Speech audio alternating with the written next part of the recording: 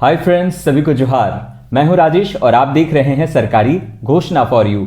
इस चैनल में हम बात करते हैं सरकार की योजनाओं की। और दोस्तों, आज के वीडियो में हम बात करने वाले हैं मैया सम्मान योजना की।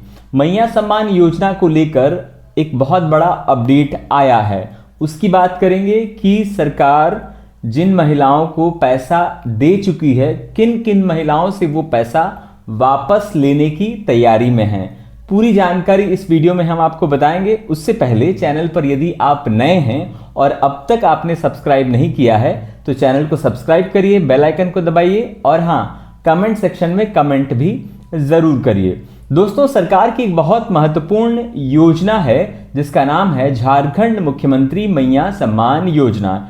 इसके बारे में आप जानते ही हैं और बहुत सारी महिलाओं को इस योजना का लाभ मिल रहा है। जब ये योजना शुरू हुई आज से तकरीबन 5 महीने पहले, तब सरकार ने यह घोषणा की कि झारखंड की जितनी भी सारी महिलाएं हैं जिनकी उम्र 18 से ऊपर है, उन सभी महिलाओं को प्रति माह 1000 रुपए देने वाली है। तो इसको लेकर फॉर्म भी जारी किया गया और उसके बाद जब अप्रूवल हो गया, स्वीकृति मिल गया, तो बहुत सारे महिलाओं को ये पैसा आने भी लगा उनके खाते में। अब हुआ क्या कि चुनाव के पहले ये घोषणा हो गई कि 2500 मिलेगा।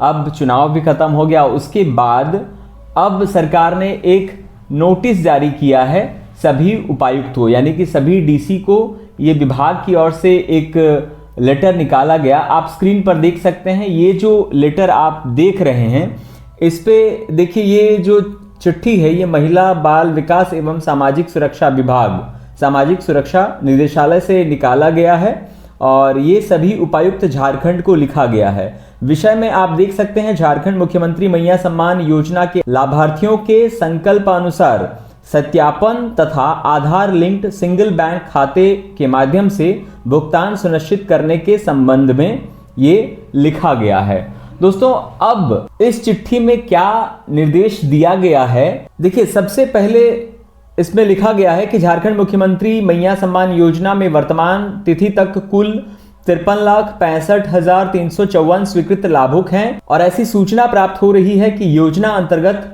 कतिपय अयोग्य लाभुकों का आच्छादन हो रहा है तथा योग्य लाभुकों का आच्छादन नहीं हो पाया है, जिसके मुख्य कारण निम्नलिखित हो सकते हैं। ए में इनमें कई लाभुकों द्वारा पूर्व से ही सामाजिक सुरक्षा पेंशन योजना का लाभ लिया जा रहा है। कई लाभुकों द्वारा एक से अधिक जिलों से भी झारखंड मुख्यमंत्री मैया सम्मान योजना का लाभ लिया जा रहा है।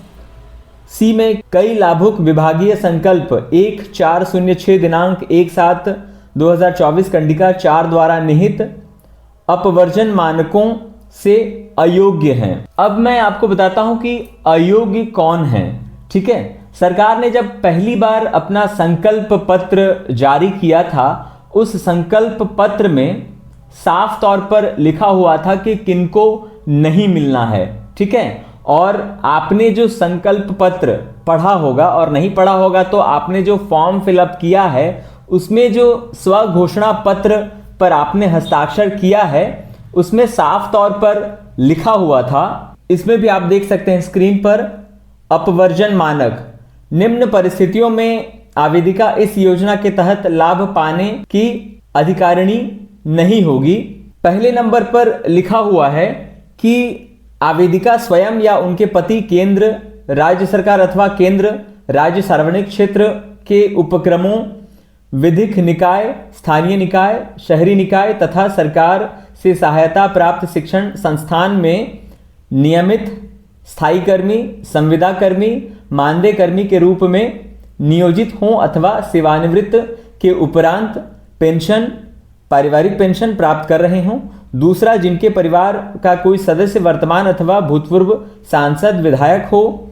तीसरा है आयकर अदा करने वाले परिवार। चौथा है जिन लाभुकों को महिला बाल विकास एवं सामाजिक सुरक्षा विभाग झारखंड रांची द्वारा संचालित किसी अन्य सामाजिक सुरक्षा पेंशन योजना का लाभ पूर्व से प्राप्त हो रहा हो, उन्हें इस योजना का लाभ प्रदान नहीं किया जाएगा। पांचवा है ईपीएफ धारी आवेदक महिला। देखिए, ये वीडियो बनाने से पहले मैंने कई पदाधिकारियों से बात की तो मुझे यही बात पता चली। तो उन्होंने कहा कि कई सारे ऐसे महिला लाभुक हैं जो अयोग्य हैं, यानी कि उनके परिवार के सदस्य या स्वयं कई विभाग हैं जिसमें जुड़े हुए हैं, कोई स्थायी कर्मी है, कोई अस्थायी कर्मी है, कोई मानदेय पर हैं। तो इस प्रकार की बात है जिस वजह से अब जो है उनका नाम जो है काटा जाएगा। ठीक है। दूसरा, कई ऐसे परिवार के महिलाएं हैं परिवार की जो ऑलरेडी टैक्स पे करते हैं। ठीक है। कई शिक्षण संस्थानों में काम करते हैं तो वो भी इस योजना का लाभ ले रहे हैं।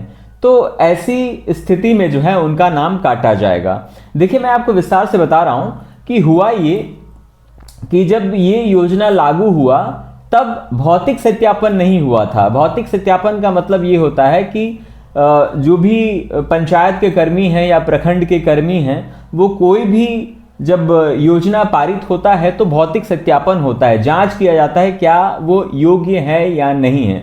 उस समय तो थोड़ा हड़बड़ी में, क्योंकि सबको लाभ देना था, इस चक्कर में क्या हुआ कि भौतिक सत्यापन नहीं हुआ और इसी कारण क्या हुआ कि कई अयोग्य लाभुक भी इस योजना का लाभ ले पाए।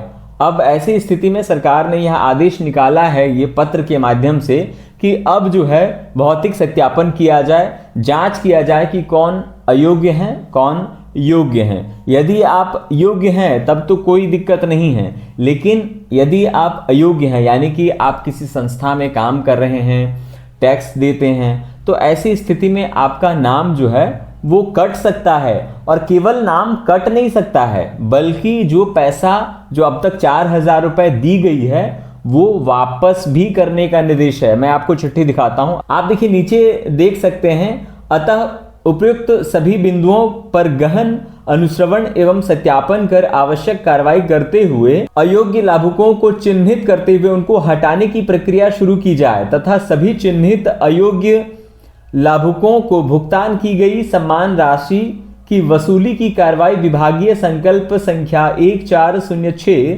दिनांक 1/7/2024 कंडिका 11 के आलोक में पत्र प्राप्ति के 1 माह के अंदर पूर्ण कर लिया जाए। यानी कि अब जो है 1 माह के अंदर जो अयोग्य लाभुक हैं जिनके खाते में 4,000 रुपए 1,000 रुपए करके प्रति माह भेजी गई है उनको वापस लेने का निर्देश है। तो ये एक बहुत बड़ा अपडेट है, इसीलिए आप भी ज़रा अवलोकन कर लीजिएगा कि आप अयोग्य में आते हैं या फिर योग्य में आते हैं।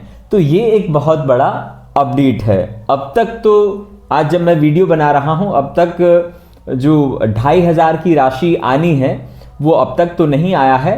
अब देखते हैं कि मुझे लगता है कि शायद जब भौतिक सत्यापन हो जाएगा तभी ही भेजा जा सकता है। तो आज के लिए बस इतना ही, फिर मिलेंगे हम एक नई योजना के साथ, एक नए अपडेट के साथ। तब तक के लिए आप सबको झारखंडी जोहार।